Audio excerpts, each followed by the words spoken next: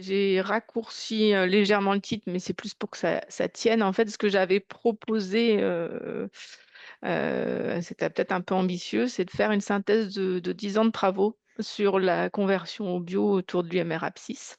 Enfin, et c'était à l'époque l'UMR System. Voilà, donc ça ne sera pas une synthèse complète de ce qu'on a fait, mais ça vous donnera un aperçu de, voilà, de tout ce qui a été fait, des principaux résultats de nos réflexions. Et on peut discuter après, et puis on peut aussi se recontacter ensuite sur certaines précisions. Voilà, donc la première chose, je voulais resituer le cadre un petit peu de ces différents travaux. C'est pas complètement exhaustif, hein, comme j'ai dit, mais on a surtout travaillé à partir de trois projets métaprogrammes, donc INRAE, Métabio et SMASH. Et il y a une contribution d'une thèse aussi que je vais citer. Sur les principaux partenaires, je vais citer des noms, Nathalie Smith, UMR Apsys, Marc Fermot, Lionel Delbach, Adeline Alonso, Bernard Delhomme et Jean-Marc Barbier. Il y a eu plein d'autres personnes qui ont contribué aux réflexions, mais voilà, sur vraiment strictement les résultats présentés aujourd'hui, il y a ces personnes-là. Voilà pour le cadre. Ce que je voulais resituer aussi, c'est en fait de quoi je vais parler, parce qu'il y a plein de choses à étudier et on n'a pas tout étudié, loin de là. Bon, ce qu'on a regardé, en fait, c'est le système de production viticole de l'échelle de la parcelle à l'échelle de l'exploitation agricole, avec principalement un regard d'agronome, c'est-à-dire un système biophysique de la vigne, du sol, des bioagresseurs, de l'enherbement, ça, c'est dans les parcelles, et ça sur plusieurs parcelles d'une exploitation. On a regardé des pratiques agricoles qui s'enchaînent dans le temps en itinéraire technique et qui s'organisent dans l'espace en atelier, en chantier. Un ensemble de décisions qui sont prises par notamment un agriculteur pour décider de ses pratiques et en ayant une connaissance plus ou moins forte de l'état de son système biophysique. Et tout ça en relation ou sous contrainte d'un certain nombre de facteurs de production qui seront les équipements principalement, la surface agricole en production ou surface agricole utile dans l'exploitation et la main-d'œuvre. Voilà, donc ce système viticole, c'était vraiment ce qu'on a travaillé et on l'a regardé sur un pas de temps de la conversion au bio, qui est la dernière année avant la conversion, donc l'état initial en conventionnel, les 3 années de conversion et après le repositionnement de ces 3 années de conversion dans une dynamique plus large de réduction des produits phytosanitaires. Et c'est pour ça que, comme on le repositionne dans une perspective plus large, c'est pour ça que je vous en parle aujourd'hui, parce que c'est vraiment le cadre de Vitae. Euh, alors, du coup, ça passe plus maintenant. Alors, j'arrête le partage, je recommence, je suis désolée. Ça buguait pas tout à l'heure, hein. Hop, je recommence. Euh, Vous me direz si ça marche ou pas. Je ne sais pas pourquoi ça marche pas. Alors, c'est toujours bon pour vous? Oui, c'est D'accord. bon pour nous. D'accord. Alors du coup, en termes de matériel et méthodes dispositifs, pour faire court, 3 dispositifs principaux qui sont mobilisés derrière ces résultats. Alors un petit peu le réseau défi ferme au travers des données de la base AgroSys et des entretiens semi-directifs dans certaines de ces exploitations. Et tout ça a été centré sur les changements de pratiques agricoles, sur les 10 ans d'engagement du réseau défi sur l'ensemble des régions françaises. Après, on a des entretiens semi-directifs auprès de viticulteurs pendant la période de conversion. Donc, on a répété ces entretiens pendant les 3 ans de conversion. On a centré les questions sur les changements qui ont été opérés, les difficultés rencontrées, les ajustements. Donc, ça, c'était en Occitanie. Et des suivis au champ sur un dispositif de type diachronique synchronique à l'échelle de la parcelle qui visait à évaluer les impacts des changements de pratique, donc de la conversion, au fur et à mesure de l'avancée de la conversion. Voilà, donc Occitanie PACA pour le positionnement géographique. Je vous ai mis rapidement les publications qui sont derrière ces résultats, comme ça peut, voilà, si certains sont intéressés. Et je voulais parler de 3 grands résultats clés que je vais illustrer ensuite. Le premier, c'est la conversion au bio, c'est une étape clé dans la réduction des produits phytosanitaires avec un changement de paradigme à la clé. Le deuxième point, c'est que la conversion au bio, c'est une période de coévolution des pratiques et des facteurs de production. Et troisièmement, mais, qui parle de conversion au bio parle de changement de pratiques agricoles, mais d'impact du coup sur le système biophysique qui amène à des apprentissages et des réajustements de pratiques à l'échelle des parcelles viticoles. Donc, je vais aborder ces trois points maintenant. Donc, le premier, une étape clé dans la réduction des produits phytopharmaceutiques. Alors, vous avez peut-être déjà vu ce type de graphique qui présente en fait l'évolution de l'IFT dans le réseau des fiches fermes. Donc là, on est sur France entière, sur 10 années. Ce que vous voyez, c'est une très grande diversité en fait de positionnement des exploitations selon les années. Et en fait, derrière tous ces points, il y a surtout une diversité de trajectoires de réduction des produits phytopharmaceutiques et qui sont particulièrement dépendantes du point de départ. Point de départ d'où partent les exploitations dans chaque région. De ces diversités de trajectoires, en fait, on a identifié 14 stratégies techniques, ce qu'on a appelé des stratégies techniques, donc un ensemble de pratiques qui permettent de limiter en fait l'utilisation des produits phyto 14 à travers donc l'ensemble des années et des régions, qui sont ces 14 stratégies, vous les voyez en couleur sur le graphique à droite en bas. Elles s'organisent en fonction de l'IFT. Donc, plus on est en rouge, plus on a un IFT élevé, plus on est en vert, plus l'IFT est faible. Et donc, plus la dépendance aux produits phytopharmaceutiques diminue. Donc, ces 14 stratégies techniques, ce qui est intéressant, c'est de voir dans les exploitations comment elles s'organisent dans les trajectoires. Et vous avez ici la représentation en fait de ces stratégies techniques en fonction de la dépendance aux produits phyto. En le axe des X, tout ce qui est insecticide, enfin tout ce qui est produit pour lutter contre les bioagresseurs, et en axe Y, en fait, tout ce qui est gestion de l'interrang et du rang, donc la dépendance aux herbicides. On s'aperçoit en fait que quand on étudie les trajectoires des exploitations, c'est que ces stratégies techniques, elles s'organisent dans une sorte de trajectoire générique qui permet donc de passer de la stratégie 1, en rouge très foncé, à une stratégie, aux quatre stratégies 11 et 14 qui sont en vert, qui relèvent en fait de pratiques bio ou du label bio. Et en fait, progressivement, via un jeu de substitution de produits, d'équipements et un gain d'efficience sur l'utilisation des produits phyto, on bascule tout doucement vers les stratégies jusqu'à la stratégie 10. Et à partir de la stratégie 10, où on bascule en bio, donc 11 à 14, on a un changement de paradigme avec un passage au bio. Donc, cette analyse des trajectoires et cette mise en évidence de cette trajectoire générique montre en fait que la réduction des produits phytopharmaceutiques, pardon, dans le cadre du réseau des FIFERM amène en fait progressivement à des pratiques bio et que le bio apparaît comme un levier en fait de réduction des pesticides. La question après qui se pose, c'est après cette trajectoire, si on continue, c'est ce qu'on a étudié dans Vitae. Donc vous avez ici en fait une trajectoire, la suite un petit peu de la trajectoire qu'on a identifiée par Tracos Innovation avec en rouge le cadre de l'agriculture biologique. Derrière, en fait, il y a encore tout un jeu de trajectoires de changements qui permettent de réduire très fortement les pesticides. Et en fait, quelles que soient les exploitations qui ont été enquêtées, voilà, on identifie bien l'agriculture biologique comme un point clé de changement de paradigme qui amène ensuite, ou qui ouvre la voie en fait d'une réduction beaucoup plus forte de l'IFT, alors avec des trajectoires par contre là qui ne sont plus du tout génériques et qui peuvent être au contraire très diversifiées. Donc voilà le premier point oui, que je voulais aborder, c'est vraiment le bio et qui justifie pour moi cette proposition de présentation, c'est que le bio est une étape dans une trajectoire de réduction des pesticides, en tout cas telle que sachant que la gamme des leviers actuellement est encore limitée pour stopper les pesticides. Deuxième type de résultat, donc là, je me positionne à l'échelle de l'exploitation et je voudrais parler de coévolution de pratiques et de facteurs de production. Et on n'est plus sur une trajectoire longue comme ce que j'ai présenté juste avant, mais plutôt vraiment on se recentre sur la période de conversion. Je vous ai remis ici un exemple d'itinéraire technique. Donc, vous avez de décembre à novembre. Je ne vais pas détailler les pratiques qui sont mises en place. Donc, on est en Occitanie.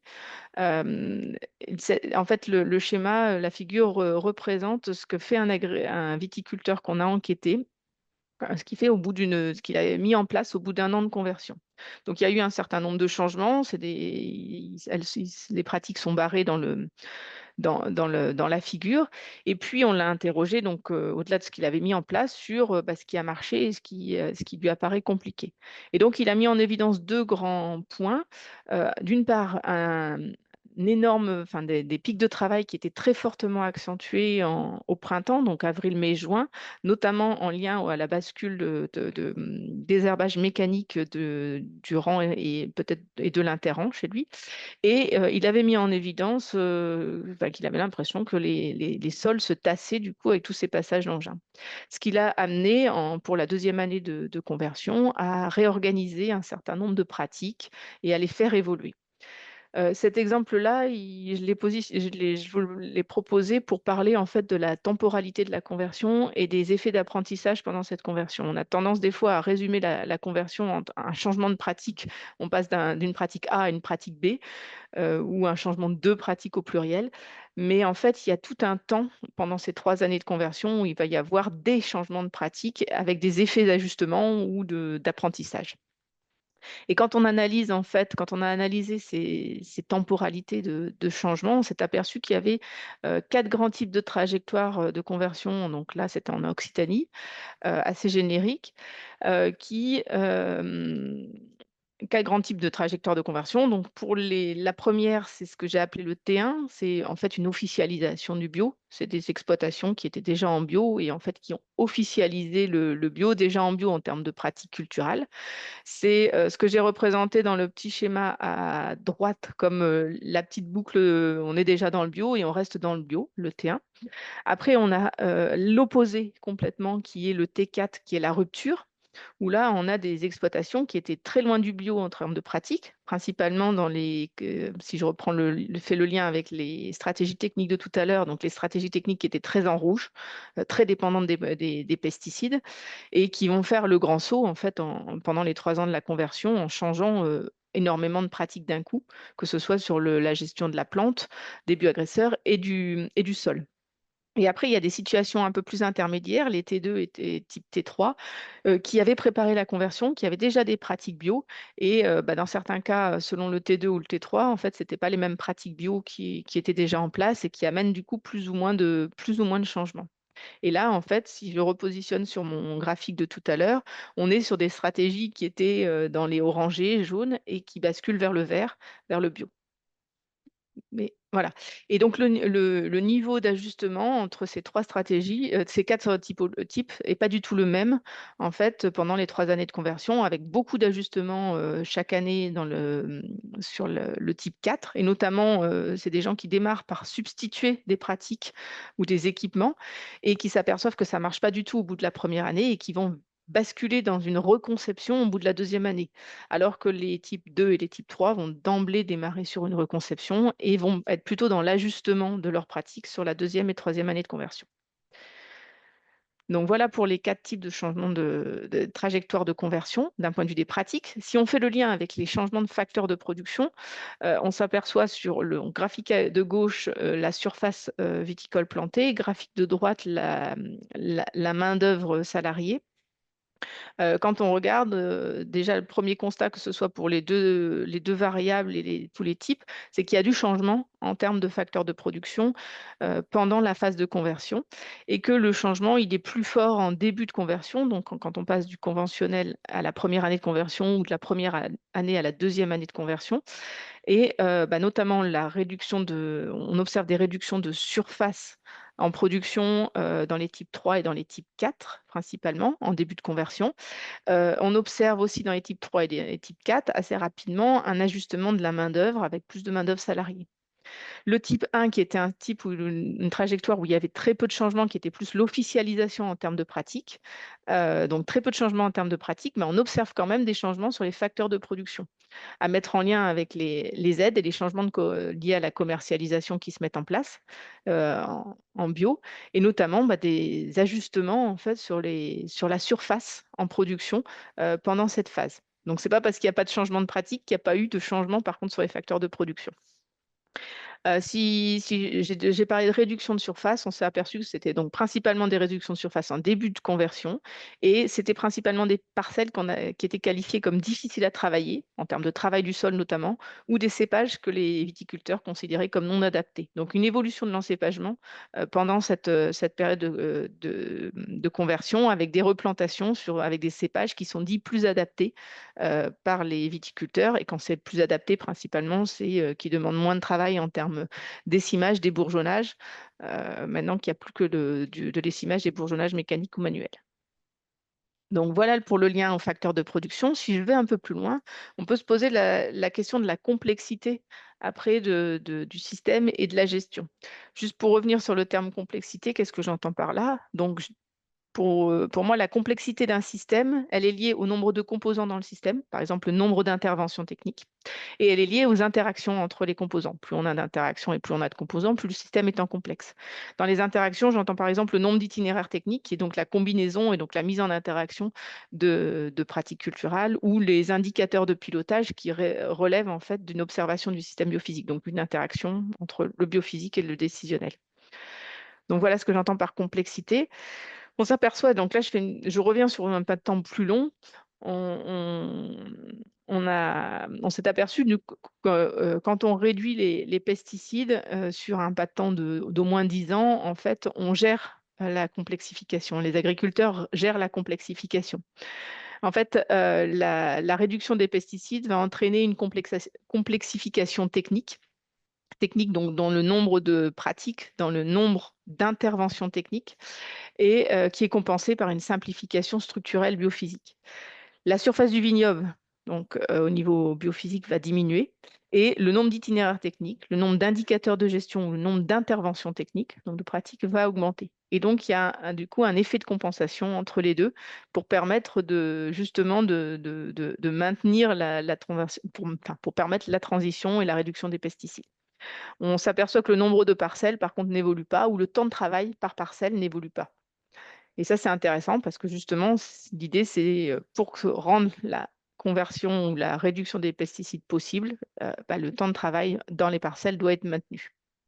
Si on regarde sur le temps plus court de la conversion au bio, on s'aperçoit que sur cette période-là, il y a beaucoup plus d'itinéraires techniques qui sont mis en œuvre après la conversion. Et il y a aussi plus d'indicateurs qui sont utilisés pour piloter les pratiques. Je ne sais pas, plus d'observations du coup au champ, sur la vigne notamment, sur l'état du sol, sur l'évolution de l'enherbement et sur les maladies. C'est d'autant plus, c'est pas valable pour toutes les exploitations qu'on a enquêtées, mais c'était valable justement pour pour les exploitations qui étaient dans des trajectoires de conversion, si je reviens à tout à l'heure, de type 2, 3 ou 4, donc sur lesquels il y a vraiment des changements de pratique. Dans le cas d'une officialisation, justement, c'est ce qu'on n'observe pas. Donc, se convertir au bio, c'est gérer la complexification. Voilà.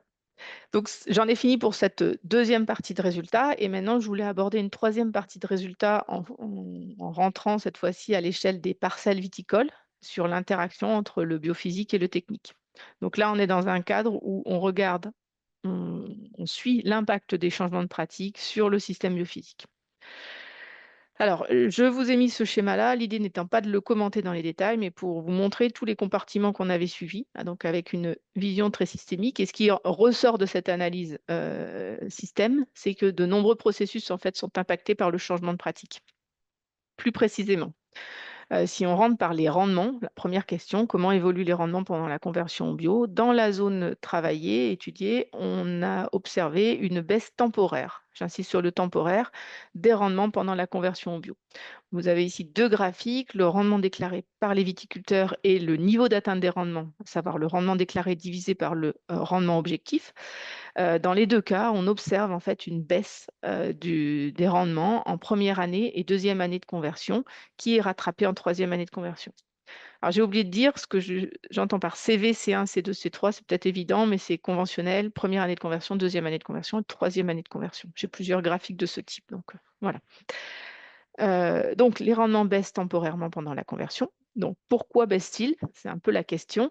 On est d'abord allé voir les composantes de rendement pour préciser un petit peu quelles composantes étaient impactées et essayer d'avoir des infos sur à quel moment potentiellement toutes ces composantes étaient impactées.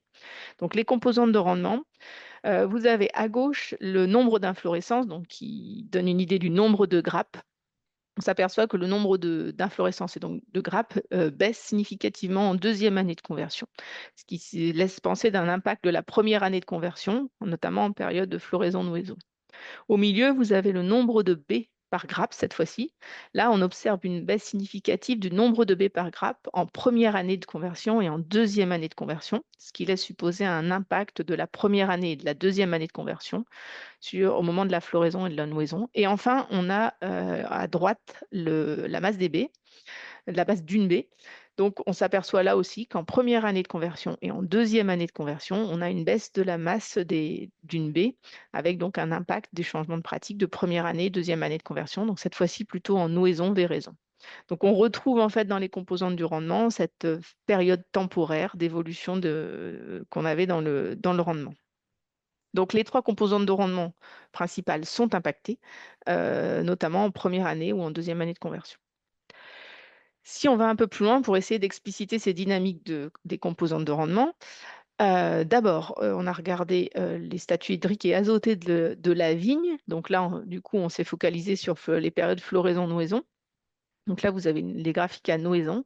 On s'aperçoit que donc à gauche, on a le statut azoté, à droite, le stress hydrique. On s'aperçoit donc qu'il se passe des choses effectivement en première et deuxième année de conversion, donc avec une augmentation une baisse du statut azoté en première année et deuxième année de conversion et une augmentation du stress hydrique en première année et deuxième année de conversion. Il y a une forte variabilité, mais les résultats étaient significatifs malgré tout. Vous avez de toute façon une très forte variabilité enfin surtout en deuxième année de conversion souvent, qui est à mettre en relation avec la diversité des trajectoires de conversion au bio dont j'ai parlé tout à l'heure. En fait, tous les agriculteurs, les viticulteurs ne changent pas au même rythme et ne changent pas avec la même intensité, ce qui fait qu'il y a une très forte disparité sur la deuxième année de conversion souvent.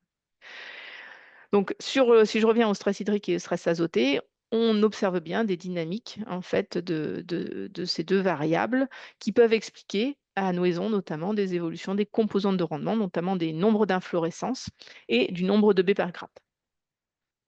Si on va encore un peu plus loin, on a regardé du coup l'enherbement sous le rang comme étant une potentielle première cause expliquant les évolutions de statut hydrique et azoté. À gauche, vous avez le volume en fait de couverture d'enherbement sous le rang. Donc, outre la forte variabilité, on observe à nouveau, alors c'est significatif, une dynamique de ces volumes d'enherbement sous le rang, avec une augmentation du volume d'enherbement. Donc là, on est à floraison-nouaison en première année de conversion et dans certaines parcelles en deuxième année de conversion. Si on regarde le nombre, les pratiques de gestion de cet enherbement sous le rang, à droite, vous avez, on voit bien entre la première année, le conventionnel et la première année de conversion, le changement de pratique qui est lié au bio, et ensuite une augmentation du nombre d'interventions pour la gestion de l'enherbement au niveau du sol, et donc qui explique justement petit à petit une meilleure gestion de l'enherbement sous le rang. Donc voilà, comme ça, on est remonté progressivement en fait, du rendement aux composantes de rendement, au statut de la plante et à l'enherbement. Qu'en est-il de la maîtrise des maladies? Et ça sera mes derniers résultats. Donc, je vous ai mis ici les incidences et les sévérités pour le mildiou, l'oïdium.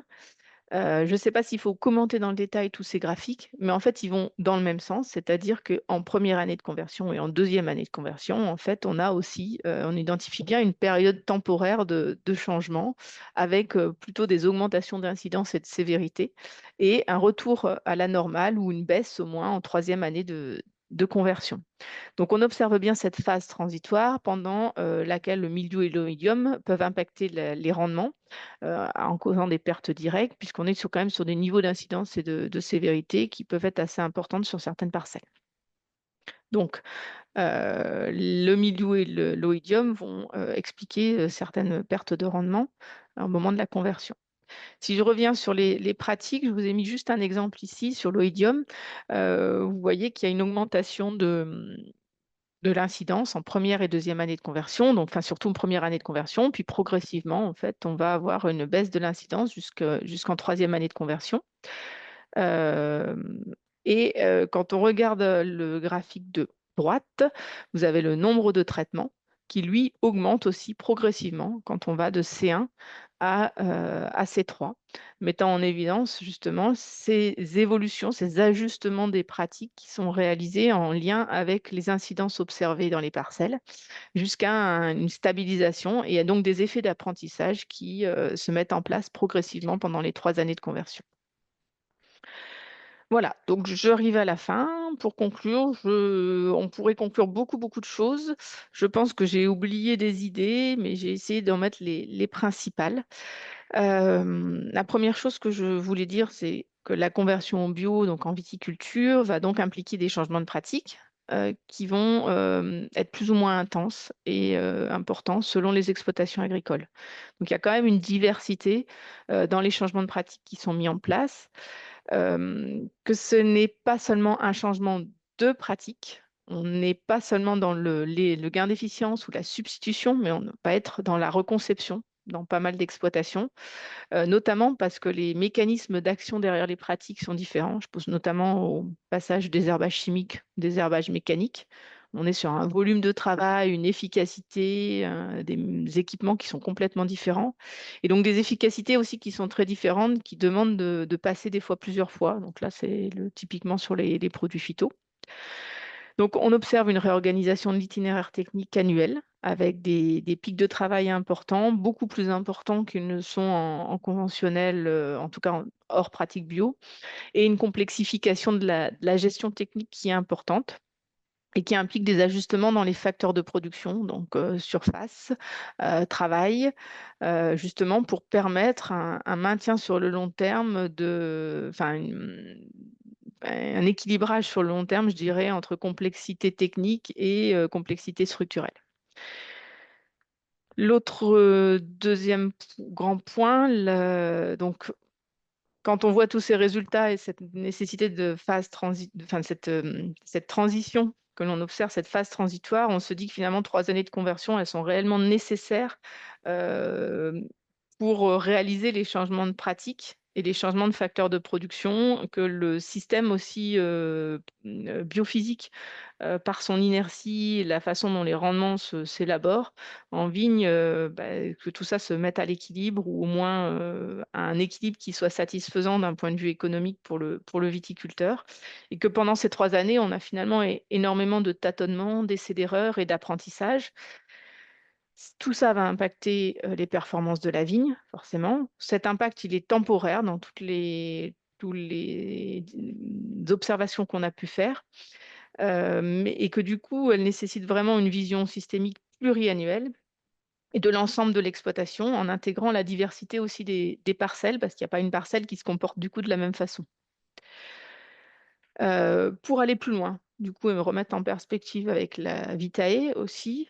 Donc, le bio, on a vu que c'était un changement de paradigme la plupart du temps, qui est dans une trajectoire de réduction des pesticides. Et en ça, c'est donc une étape. Alors là, je parle plus de pratique bio plus que le label, mais le label est intéressant aussi.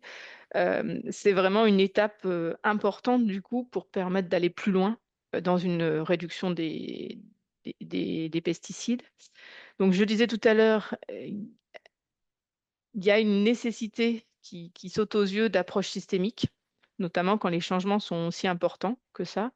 Approche systémique sur l'ensemble des compartiments du système, mais multi-échelle de la parcelle de l'exploitation au territoire, parce que ce que je n'ai pas du tout évoqué ici, c'est le changement de qualité des mous, qui engendre des changements dans les qualités des vins potentiellement, des positionnements de commercialisation qui sont complètement différents, un temps à passer pour vendre du vin aussi qui n'est pas du tout le même, donc des implications qui vont bien au-delà en fait des changements de technique et puis enfin, du système de production. Et puis une vision pluriannuelle qui est nécessaire pour anticiper des pertes de rendement qui sont temporaires et les projeter dans un équilibre économique sur le long terme. Et après, je voulais remettre une couche sur la place de l'apprentissage et des connaissances sur le système, connaissances sur le fonctionnement du système, sur son état à un moment donné pour changer les pratiques. Et ça, c'est, je pense, une conclusion qui va bien au-delà du bio, qui est valable pour tout changement de pratique et tout changement en fait dans une exploitation agricole. Voilà, je vous remercie.